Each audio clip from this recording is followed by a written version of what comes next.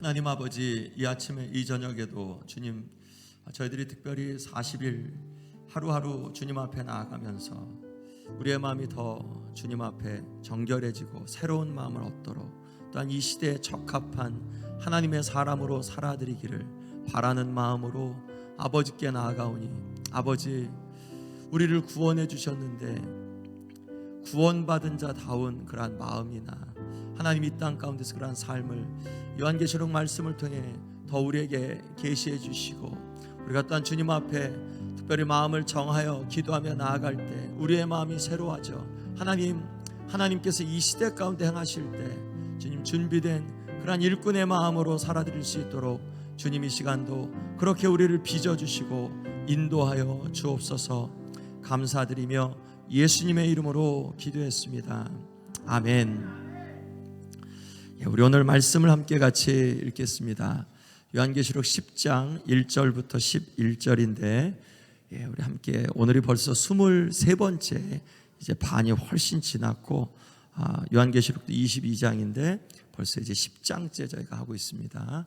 우리 같이 교독하겠습니다. 1절부터 마지막 절까지 제가 한 절 읽고 여러분들이 한 절 읽고, 내가 또 보니 힘센 다른 천사가 구름을 입고 하늘에서 내려오는데 그 머리 위에 무지개가 있고 그 얼굴은 해 같고 그 발은 불기둥 같으며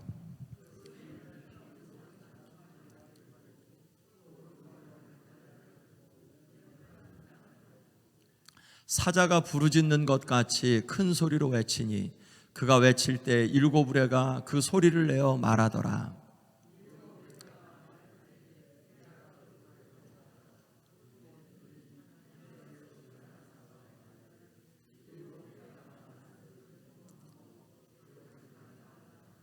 내가 본 바 바다와 땅을 밟고 서 있는 천사가 하늘을 향하여 오른손을 들고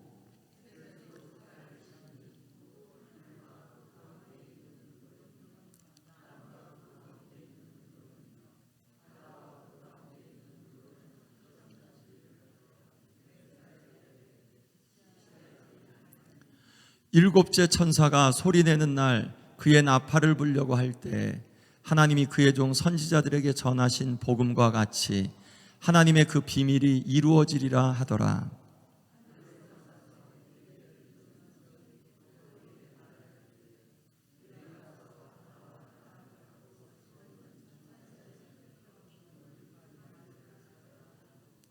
내가 천사에게 나아가 작은 두루마리를 달라 한즉 천사가 이르되 갖다 먹어버리라.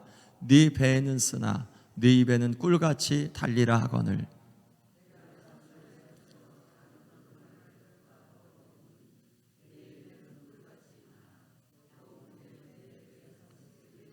같이 읽겠습니다.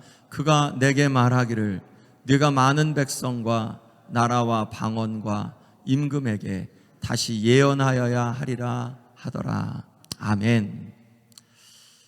우리 10장의 말씀 이렇게 된다 그랬죠. 요한계시록이 6장부터 16장까지 일곱 인, 그리고 일곱 나팔, 일곱 대접, 이렇게 그 심판이 있는데 6장 전체에서 일곱 인이 벌써 이제 다 떼어졌죠. 6인이 떼어졌고 7장에선 삽입이 있다 그랬죠.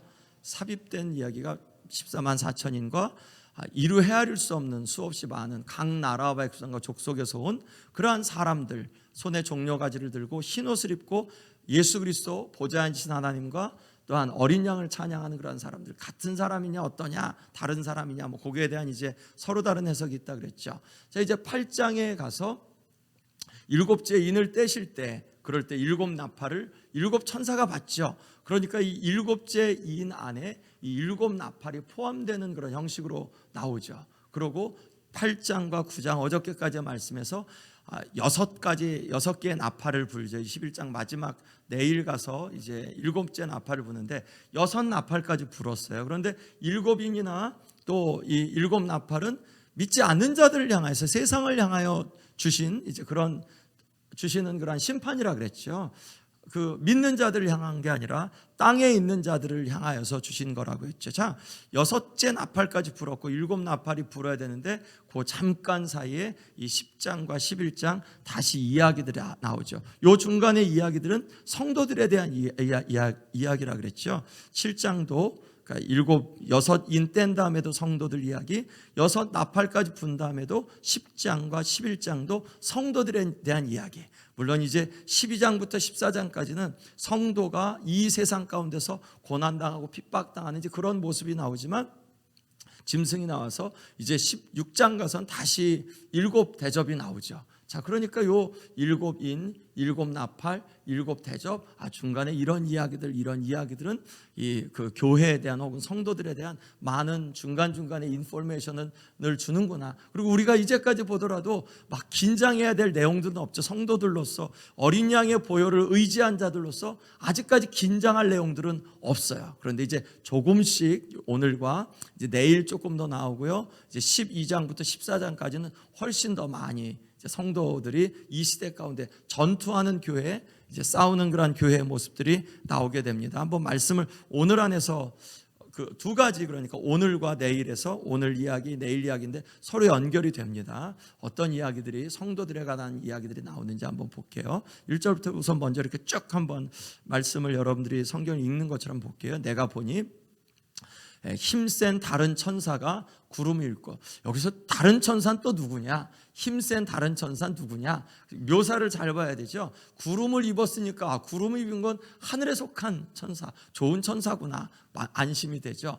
근데 하늘에서 구름을 입고 하늘에서 내려오는데, 야, 구름을 타고 구름을 입고 내려오는 정도면 대단한 천사 같은데, 그 머리 위에 무지개가 있어. 무지개는 이거 4장에서 하나님 보좌를 그 묘사한 그런 건데, 그 얼굴은 해 같고, 이거 예수님을 묘사한 그런 건데, 그 발은 불기둥 같고 빛난 주석같이, 이거 예수님에 대해 1장에서 예수님에 대한 묘사인데, 그 손에는 펴놓은 작은 두루마리를 들고, 야, 이거 작은 두루마리를 들은 건 5장에서 하나님 오른손에 두루마리가 있었고, 그리고 이 두루마리를 받아들인 건 예수님인데, 그럼 이 천사가 예수님인가? 이런 생각을 할 수 있겠죠. 왜냐하면 묘사 자체가 심상치 않아요. 다 하나님에 대한 그런 묘사가 있는 것 같고, 또 더더군다나 그 오른발은 바다를, 왼발은 땅을, 바다와 땅을 다 밟을 정도면, 13장 말씀에서 이 짐승들이 올라오는데 하나는 땅에서 올라오고 하나는 바다에서 올라오고, 그러니까 야, 이거 대단한 그런 존재, 그리스도 같은데라는 생각이 들어요. 아니면 천사 중에서도 천사장 같은 보통 대단한 천사가 아닌 것 같은데, 여기에 대한 해석이 분분하겠죠.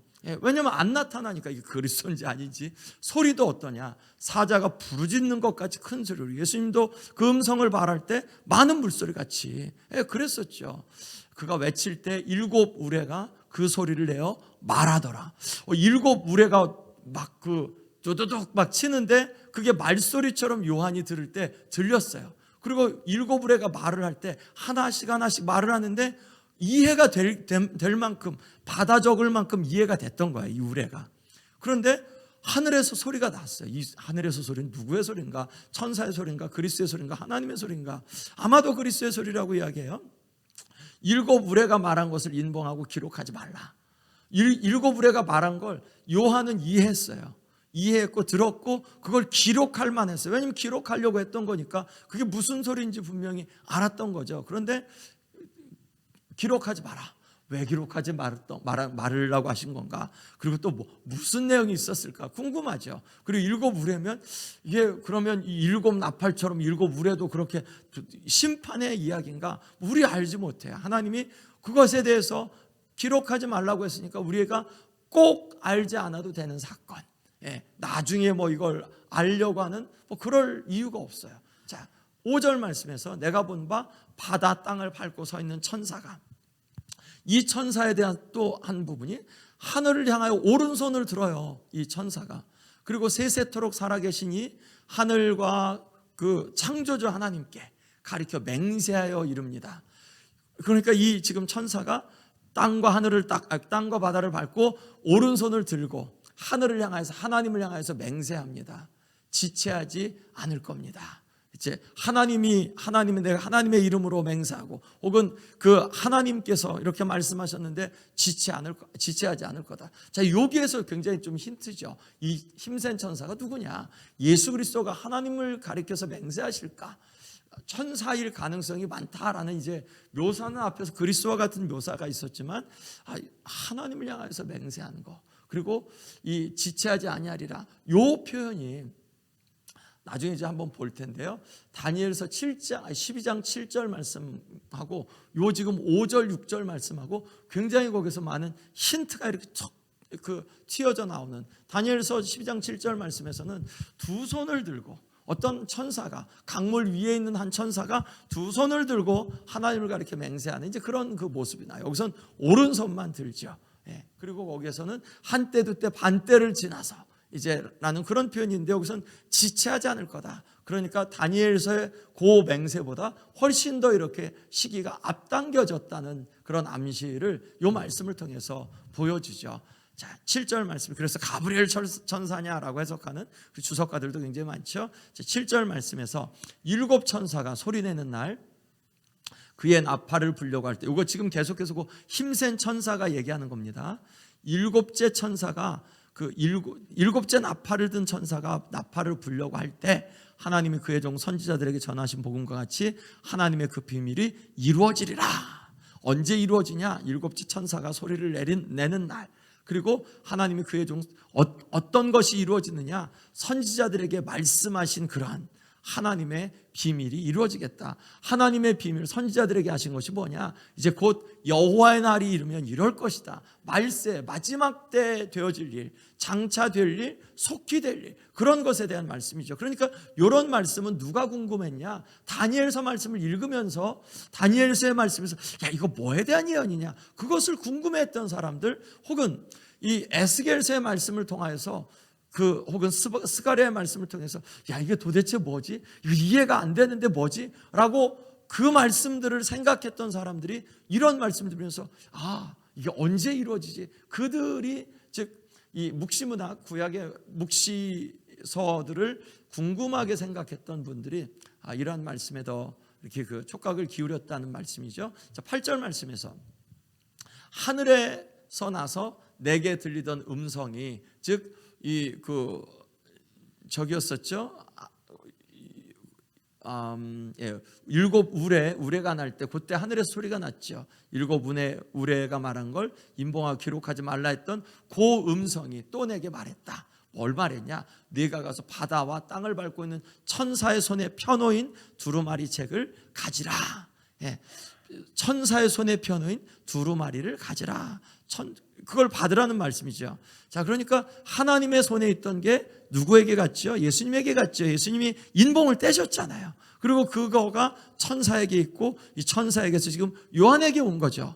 자, 요 순서가 굉장히 중요해요. 이 10장과 11장 말씀을 해석하면서 그거가 굉장히 중요해요. 요한이 이 책을 받았다라고 하는 거는 요한이 교회 공동체를 대표하는 거잖아요.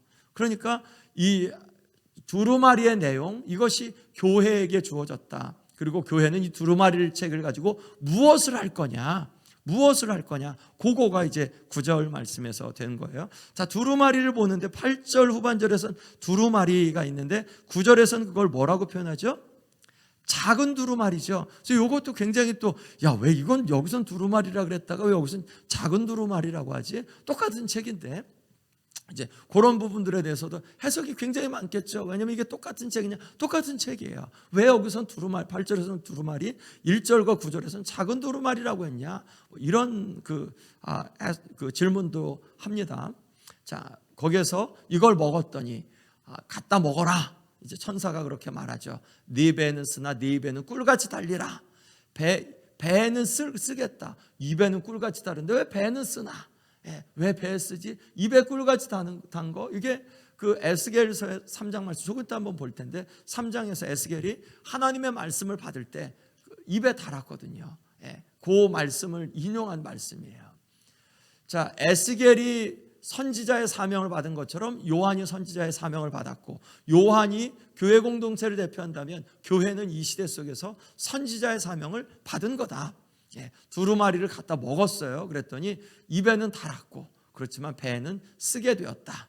11절 그가 내게 말하기를 네가 많은 백성 나라 방언 임금에게 다시 예언하여야 하리라. 자, 교회에게 준 혹은 요한에게 준 사명, 열방에서 내가 예언할 거다. 그러면 요한이 교회를 대표한다면 교회는 열방의 선지자의 사명을 받았다. 그래서 12장 말씀에서 두 증인이 나오죠. 이 두 증인이 이제 내일 보게 될 말씀에서 두 증인은 바로 교회를 가리키는 거죠.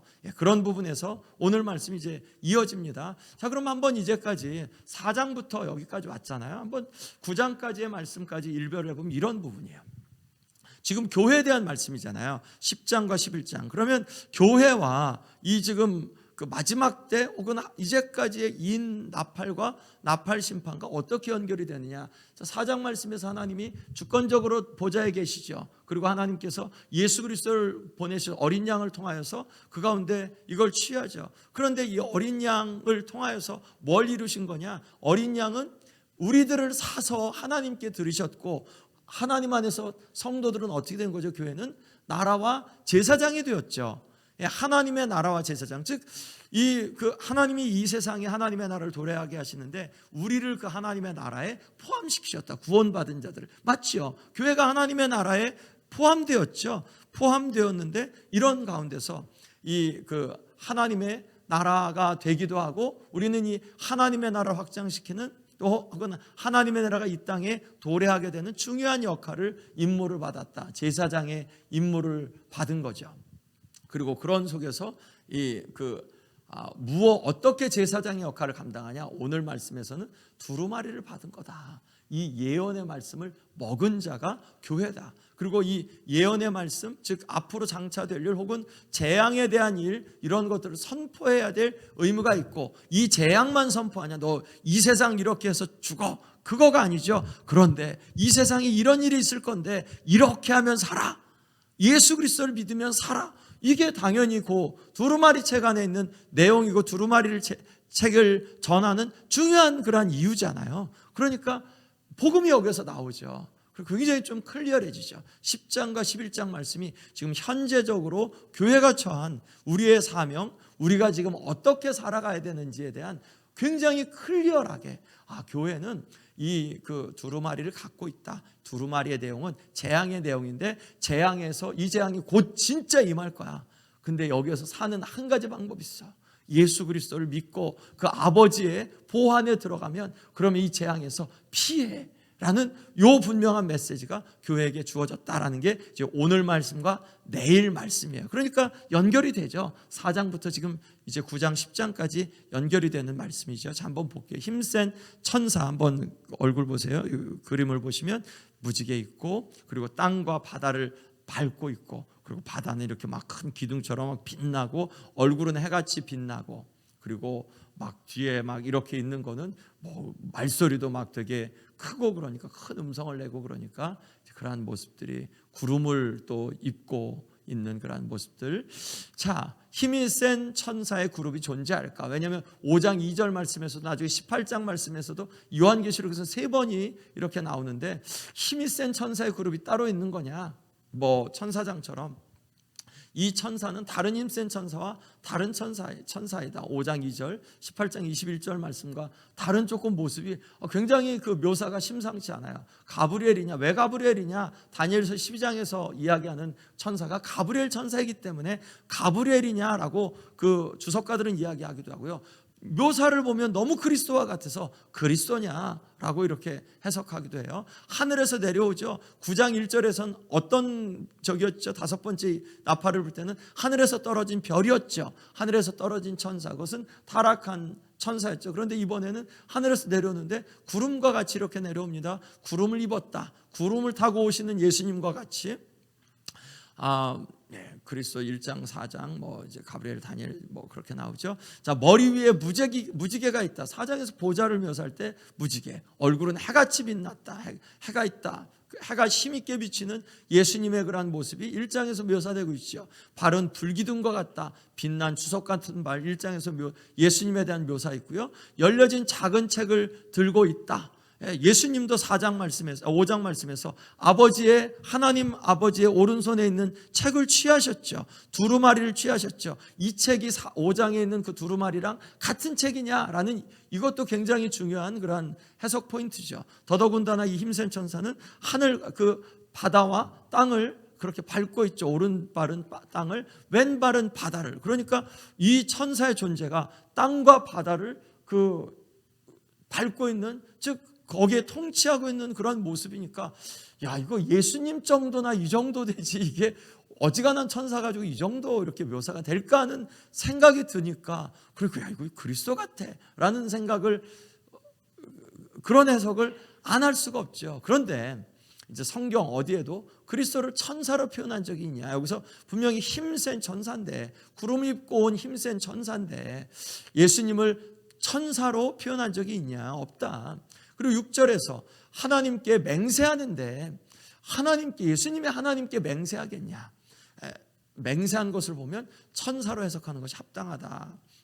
그레나 아스본이 그렇게 이야기하고, 보컴이나 다른 유수의 그러한 그 신학자들도 보통 이렇게 이 힘센 천사, 이거는 그냥 천사로 해석하는 것이 합당하다라고 이야기합니다.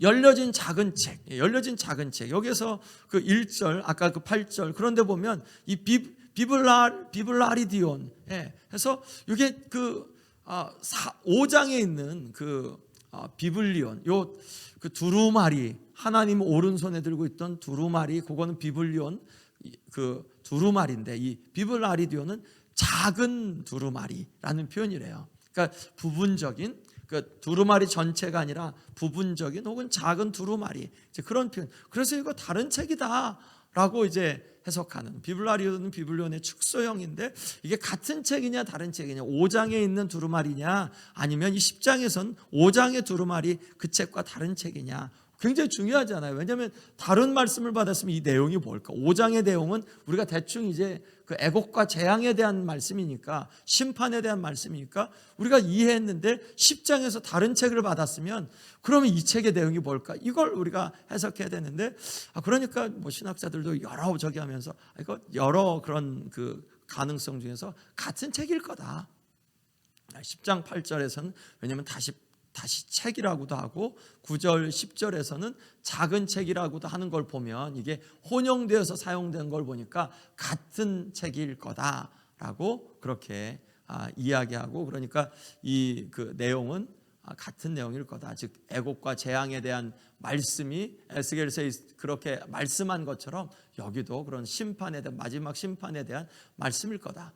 책을 다루는 천사가 동일하게 힘센 천사였다. 5장에서도 힘센 천사였죠. 여기서도 힘센 천사.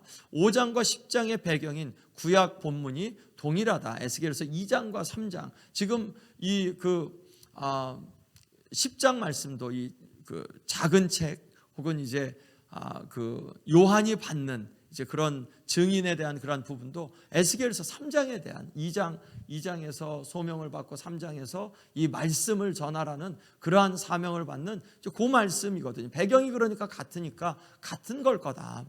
서로 관련성을 가진다. 10장에서 열려진 것은 누군가에서 열려져 있는, 이미 열려져 있는, 즉 인봉이 열려진 거니까 지금 예수님이 7장까지 다 떼셨죠. 그러니까 이 책은 열려진 책이죠. 요한이 보려면 얼마든지 볼 수 있는 책이고, 알려면 얼마든지 알 수 있는 책이죠. 하나님의 계시가 다 열려졌죠. 우리에게 요한계시록은 하나님의 마지막 때에 될 일들을 보여주시는 거니까 열려져 있는 책이죠. 성도들에게는, 예수님을 믿는 성도들에게는 안심하며 읽을 수 있는 책인 줄로 믿습니다. 아멘. 하나님의 나라의 종말적인 도래가 5장이나 10장이나 공통적이다. 그리고 그 계시록 5장 1절 같이 한번 읽어보겠습니다. 내가 봄에 보좌에 앉으신 이의 오른손에 책이 있으니 안팎으로 썼고 7인으로 봉하였더라. 아멘. 자, 에스겔서 2장 9절 10절 말씀 읽습니다. 내가 보니 한 손이 나를 향하여 펴지고 그 손에 두루마리 책이 있더라. 그가 그것을 내 앞에 펴시니 그 안팎에 글이 있는데 애가와 애곡과 재앙의 말이 기록되었더라. 아멘. 자, 이 말씀이나 오늘 말씀이나 굉장히 연결이 쉽죠. 그러니까 구약의 말씀을 아는 성도들은 이 그 말씀을 읽으면서, 오늘 말씀을 읽으면서는 이거 에스겔에서 봤던 말씀인데, 들었던 말씀인데 에스겔서의 말씀이구나. 손이 있고 두루마리 손에 펴졌고 5장 말씀에서 있는 것처럼 에스겔서 2장에서 그렇게 있죠. 내 앞에 펴주셨죠. 예수님이 7인을 떼주셨죠. 그리고 안팎에 글이 있었죠. 5장 1절에서도 안팎에 글이 있죠. 그리고 애가, 애곡, 재앙의 말이, 즉 그 내용은, 이 두루마리의 내용은 애가와 애곡과 재앙의 말이다. 즉 마지막 때 있을 그러한 심판의 말씀이 기록되었다라는 것을 볼 수 있고요. 자, 오늘 말씀이 그렇고, 자, 에스겔서 3장 1절부터 3절 말씀을 같이 한번 읽습니다. 그가 또 내게 이르시되 인자야, 너는 받는 것을 먹으라. 너는 이 두루마리를 먹고 가서 이스라엘 족속에게 고하라 하시기로 내가 입을 벌리니 그가 그 두루마리를 내게 먹이시며 내게 이르시되 인자야, 내가 네게 주는 이 두루마리로 네 배에 넣으며 네 창자에 채우라 하시기로 내가 먹으니 그것이 내 입에서 달기가 꿀 같더라. 아멘. 자, 여기에서도 에스겔서 2장에서는 에스겔을 부르거든요. 하나님이 부르시고 3장에서는 부르신 에스겔에게 소명을, 너 이 두루마리를 먹으라는 말씀은 먹고 이 말씀을 전해. 네 마음 가운데 두고 이 말씀을 전하는 소명을 주시는 거거든요. 에스겔서 3장 말씀이. 그러니까 그 말씀이 오늘 요 말씀에서 요한에게 이거 먹으라고 그러셨잖아요.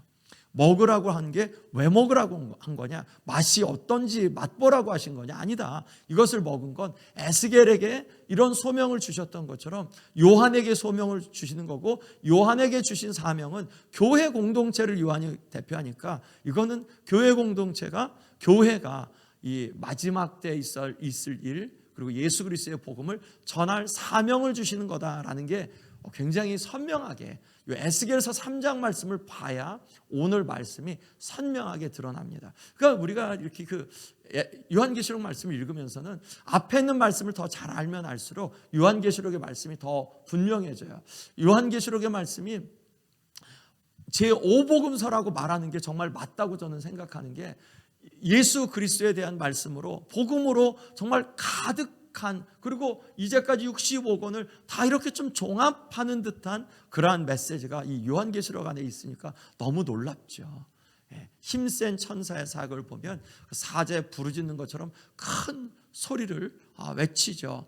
요한계시록 안에 정말 큰 소리가 정말 많죠. 중요한 선포의 시기마다 그렇게 안타까움, 간절함, 돌아와라 라는 안타까움, 야 회개해라 안타까움, 그리고 또 하나님의 그러한 이 메시지가 진짜 중요해, 모든 사람이 다 듣도록 큰 소리로 놓치지 않게 이제 그런 메시지를 주시죠. 우리가 하나님의 음성을 큰 소리로 들어야겠죠. 하나님은 큰 소리로 말씀하시는데 우리가 딴 데 막 그 신경 쓰여서, 하나님은 정말 애타게 큰 소리로 하시는데도 우리가 못 들으면 안 되겠죠. 아멘. 하나님은 우리가 들을 수 있게 충분히 큰 소리로 우리에게 전해주시는 하나님이시죠. 아멘. 이제 교회가 그런 큰 소리로 이 시대에 말해야 되는 것이기도 하죠. 자, 7 우레가 그 소리를 바랍니다. 하나님의 음성을 대신하는 소리가 이렇게 되어지죠. 자, 7 우레. 이제 최근 표현은 우레죠. 어이. 옛날 표현은 우레. 그 레자가 한자로 그 비우자에다가 레자가 이렇게 그 레자 있잖아요. 그 비우자를 위로 둔.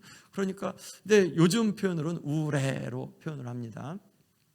요한이 그것을 기록하려고 했어요. 왜냐하면 그 소리를 알아듣고 기록할 만한, 이거 이런 소리야. 7 나팔 소리를 들으면서도 기록했는데, 그리고 7 이 우레를 들으면서 기록하려고 했는데 하늘에서 인봉하고 기록하지 말라라고 했어요. 왜 그랬을까? 7 우레인 나팔, 그 대접에 더해지는 취소되거나 계시되지 않은 7 심판 시리즈 중에 하나일 것이다 라고 학자들이, 어떤 학자들은 야 이거 원래 하나님이 하려고 하셨던 건데 취소한 거야. 근데 대부분 또 많은 학자들은 취소된 것 같지는 않고, 이게 그렇게 우리가 꼭 알아도 알지 않아도 되는 그런 사건이니까. 왜냐하면 모든 심판 속에선 하나님이 주관하고 계시는데 우리가 일일이 다 알지 않아도 이 일곱 우레의 것 같은 경우는 여러 가지 그런 이 세상에서 그런 고난과 심판 이런 모습들이 있지만 우리가 그렇게 페이 어텐션 하지 않아도 되는 그런 내용일 거다라는 이제 그런 해석을 하니까 일곱 우레 하나님이 기록하지 말라고 하셨으니까 우리가 굳이 알 필요 없는 거죠. 알 필요 없는 거야. 이거 괜히 막 기도하면서 일곱 우레가 뭐다 이런 분들이 이단이에요. 왜냐하면 하나님이 안 가르쳐 주셨는데 일곱 우레는 이럴 거다 그렇게 해석하진 말아야죠. 자, 일곱 우레가 바란 것을 인봉하고 기록하지 말라. 자, 천사의 선포. 오른손을 들고 하나님을 가리켜 맹세하는 것.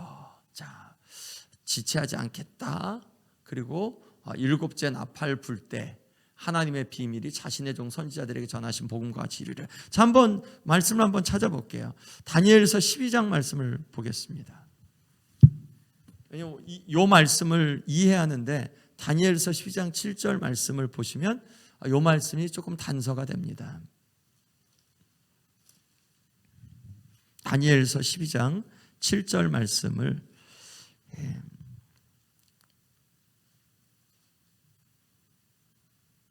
자, 같이 한번 읽겠습니다.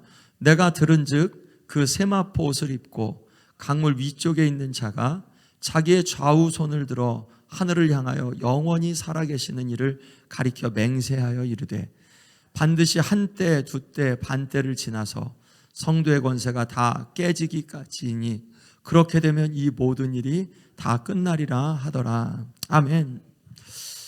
구약의 말씀을 읽었던 성도들은, 메시아를 기다렸던 요 당대의 성도들은 요 다니엘서 말씀을 읽으면서 한때 두때 반때가 도대체 언제일까? 이거에 대한 궁금증이 있었겠죠. 우리도 666이 뭘까? 궁금하잖아요. 그리고 우리도 궁금한 게 많잖아요. 요한계시록 읽으면서. 그런 것처럼 그런 우리와 동일한 궁금증을 가졌던 사람들이 한때 두때 반때가 도대체 언제일까?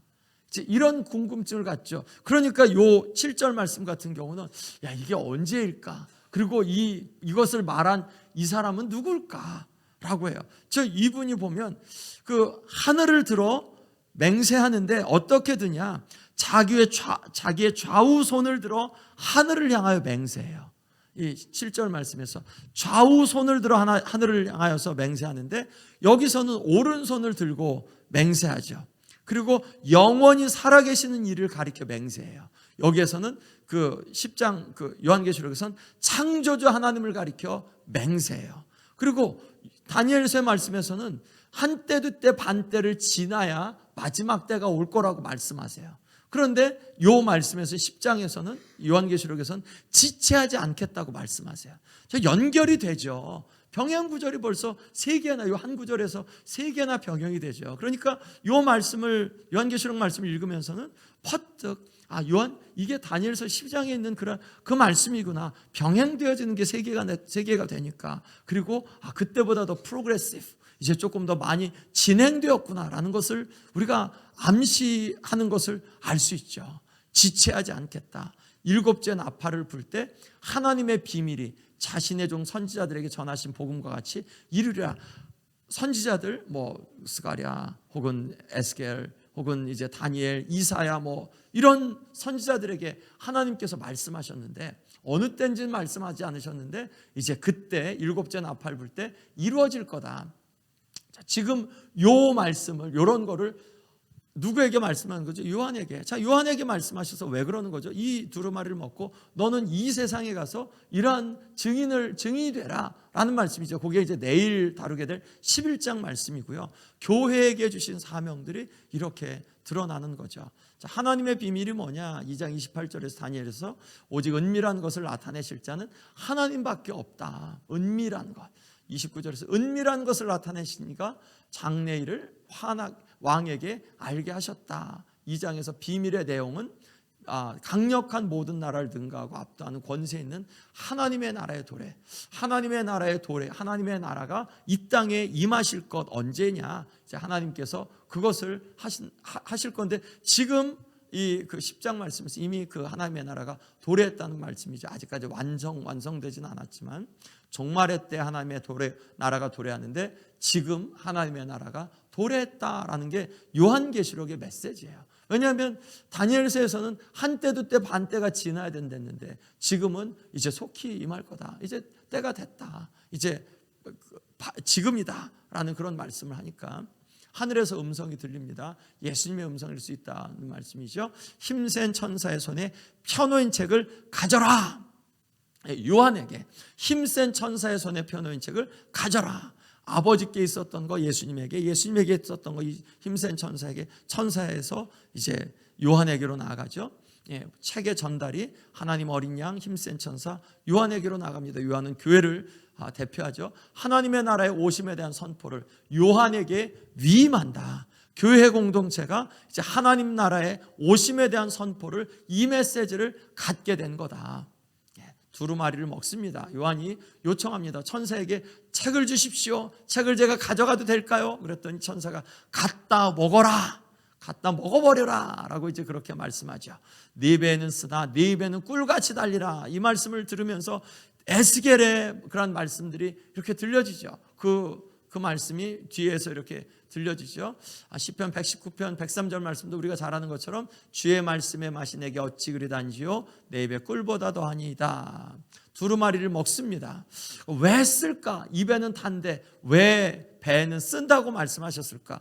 에스겔서에서는 그런 말씀이 없었는데 입에서 달다고 말씀했는데 왜 여기서 쓰다고 말씀하셨을까? 그 말씀을 선포하고 행하려 할 때 핍박도 있고 심적인 고통도 있고 그것이 말씀을 먹은 자들에게 다가오기 때문에 사명 감당하는데 항상 좋지만은 않죠. 사명 감당할 때 힘들기도 하고 어렵기도 하고 아프기도 하죠. 그러니까 네 배에는 쓰겠다라는 말씀이고, 자, 요 부분이 굉장히 중요한 부분이죠. 하나님은 성도에게 그 재앙을 내리시냐? 아니다. 하나님은 재앙에서 우리를 보호하신다. 그런데 짐승은 어떻게 하냐? 우리는 짐승의 핍박, 짐승의 재앙으로부터 우리가 피할 수 있냐? 피하지 못한다. 하나님께로는 피하는데 짐승은 이 세상에서 성도들도 이긴다. 잠시 주어진 그런 상황에서. 그런데 이기는 게 진짜 우리가 지옥 간다는 얘기냐? 아니다. 이렇게 이 말씀을 전하면서 우리가 쓰죠. 고통을 당하고 아프고 환난도 있고 심지어 죽기까지도 하죠. 자, 그런 것이 쓰다는 표현. 겉으로 볼 때는 사탄이 이기는 것 같지만 성도는 이런 환난을 인내하면서 예수 그리스도를 바라보며 인내하면서 승리를 노래한다. 아멘. 왜? 예수님이 십자가 위에서 그렇게 승리하셨기 때문에, 예수님이 우리의 주님이 그렇게 승리하셨으면 우리의 승리의 방법은 무엇이겠느냐? 우리도 배 쓴 것과 같은 이러한 고통을 감내함을 통하여서 우리가 사탄의 괴계를 이겨낸다. 아멘. 만약 우리가 그냥 하나님이 우리를 건지셨으니까 야 우리는 다 좋은 일만 있어 그러냐? 아니다. 요한계시록 말씀은 성도들은 환난을 인내해야 된다. 성도들은, 두루마리를 먹은 성도들은 마음속에서 네 배에서 쓴 것과 같이 이러한 어려움과 아픔들도 주님을 바라보면서 애매한 고난을 받아도 주님을 생각함으로 그 가운데서 인내하며 나가야 된다. 그리스도를 참음으로 생각함으로 참으면 그것이 그리스도인들에게는 상급이 된다. 아멘. 아멘. 그러니까 이 요한계시록의 말씀은 우리가 이제까지 받았던 말씀하고 똑같은 말씀이에요. 성경 65권의 말씀과 메시지가 정확하게 일치해요. 그냥 야 마지막 때가 됐는데 너희들 고통 안 받아. 괜찮아. 예수님만 믿으면 괜찮아. 그렇죠. 예수님을 믿는 거에는 이런 고통 가운데 인내하는 걸 포함하죠. 고통 없이 그냥 난 항상 룰루랄라 그렇게 할 거라고 얘기 안 하시죠. 심적인 고통 또한 육신의 고통도 성도에게 따를 거다. 이런 사명을 받죠. 요한도 먹고 전하는 사명을 받았다. 두루마리를 먹죠. 이 힘센 천사로부터 두루마리를, 자, 발도 가만히 묘사를 보시면 발도, 왜 이런 성화들이, 이게 1800년대 그런데 그렸던 성화들인데 왜 이런 게 중요하냐? 옛날엔 문맹률이 높았거든요. 그를 알 수 있던 사람들이 많지 않았잖아요. 하나님의 말씀을 우리가 그 성화가 그냥 예술 잘하는 사람, 미술 잘하는 사람들이 했겠다, 그게 아니고 옛날엔 이런 것들을 통해서 글을 모르는 사람들이 이런 것들을 보면서 성경을 알았던 거거든요. 그래도 굉장히 일치하게 정확하게 하려고 했어요. 땅과 바다를 밟고 있고요. 얼굴, 구름, 해 뭐 이런 것들이 있고, 그리고 발 같은 것도 이렇게 하려고 했고, 요한이 이것을 받는 그러한 모습들, 이걸 통해서 10장 전체의 말씀을 이렇게 그려보려고 하는 거죠. 왜냐하면 옛날에는 문맹률이 굉장히 낮았었잖아요. 1800년대만 하더라도. 그러니까 그런 적이에요. 자, 예언하라고 말씀하죠. 그렇다면 다시 예언하라. 언제를 가르칠까? 아마도 2, 3장을 선지적 메시지로 볼 수 있겠다고, 전자는 교회 공동체에게 이제 많은 백성과 나라와 방언과 임금에게 바깥을 열방을 향하여서 나가라고 말씀하는 거죠. 어쩌면 다시는 에스겔에 이어 또다시 주어지는 사명일 수도 있겠다라고 해석하고요. 예언하여야 하리라. You must prophesy. 너 반드시 예언한다, 해야 한다. 교회에게 주시는 그러한 사명은 너 반드시 이 세상에 이 두루마리의 책을 예언해, 두루마리의 책을 말해. 그리고 그런 가운데 이 책을 이야기하면서 복음이 반드시 들어가야죠. 예수 그리스도를 믿으면, 그러면 그 가운데서 구원을 얻어. 이는 신적인 당위성을 나타내기에 요한에게 부여된 예언의 사명은 반드시 이루어져야 하는 구속사적인 의미를 갖는다. 반드시 예언해야 하고 그 예언은 반드시 이루어질 것입니다. 자, 열린 작은 책.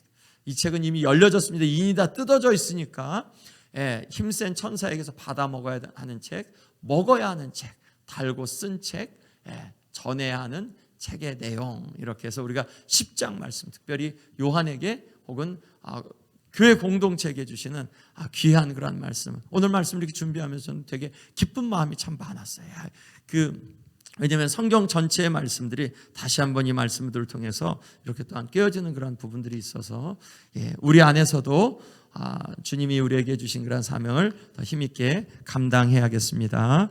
자, 우리 한번 찬양 같이 주님 앞에 드릴게요. 무지개를 찾아 다니시나요? 이 찬양 같이 한번 해볼게요.